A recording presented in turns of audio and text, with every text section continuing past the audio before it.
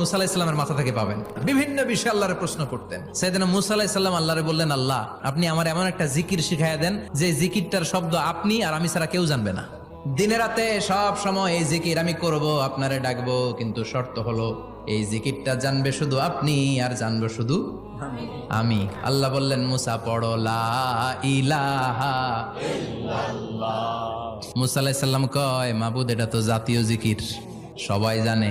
আমি তো চাইছি এক্সেলেন্ট একটা জিকির, কারো কাছে নাই, শুধু আমি জানবো আর আমি পড়বো। আল্লাহ বললেন, মুসা এই লা ইলাহাকে যদি এক পাল্লায় রেখে দাও, তাম বিশ্ব, 7 আকাশ 7 জমিনটারে তুলে যদি তুমি আরেক পাল্লায় রেখে দাও, লা রাজাহাত কাফাতু লা ইলাহা ইল্লাল্লাহ, মুহূর্তের মধ্যে লা ইলাহার পাল্লা ভারী হয়ে যাবে।